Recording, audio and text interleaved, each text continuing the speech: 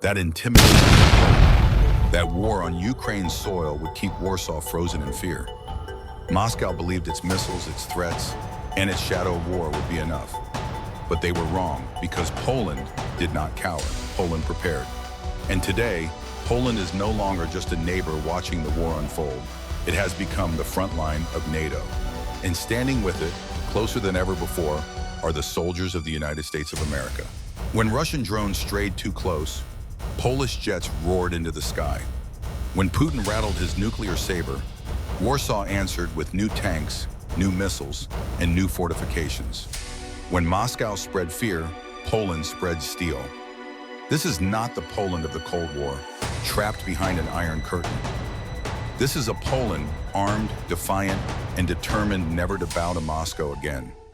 Something has changed. Poland is no longer just the neighbor, it is the fortress. Billions flow into its defenses. New walls rise across its borders. The Eastern Shield, one of the largest fortification projects in Europe since the Second World War, is under construction. Poland now spends nearly 5% of its GDP on defense, more than almost any other NATO ally. Not because it wants war, but because it knows if Ukraine falls, Poland is next. And NATO knows if Poland falls, the alliance itself is broken. Then listen, I bet you don't have any idea about this information. Are you aware there is already 10,000 US soldiers already live, train, and patrol in Poland? They walk its streets, they drill beside its brigades, and Washington has made one thing clear: they are not leaving. President Trump himself said it: if anything, we'll put more there. And in that moment, the message was sent. To Warsaw, it meant security. To Moscow, it meant danger. Because when America moves troops, the world pays attention. And this time, those boots are not across an ocean. They are on Russia's doorstep. But there is one place Moscow cannot ignore. To the north lies Kaliningrad, a strange land cut off from Russia, but armed like a fortress. It holds Iskander ballistic missiles, nuclear-capable bombers, naval fleets ready for war.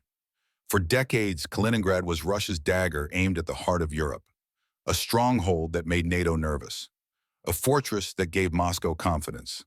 But today, that fortress is nervous, because US troops are massing just beyond its borders. And for the first time in years, it is Kaliningrad, not NATO, that is on high alert. And Kaliningrad is not Poland's only problem. To the east stands Belarus, armed to the teeth, loyal to Moscow, and already hosting Russian nuclear weapons. From there, missiles can reach Warsaw in minutes. From there, Russia can pressure NATO without firing a shot.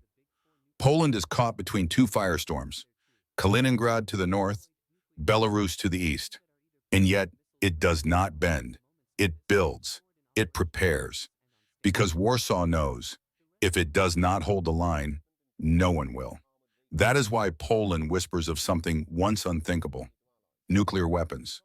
For months, Polish leaders have floated the idea of joining NATO's nuclear sharing program. They want American bombs on Polish soil. Not for war, but for deterrence. Because Putin has moved his nukes into Belarus. And Warsaw knows the only language Moscow understands is strength.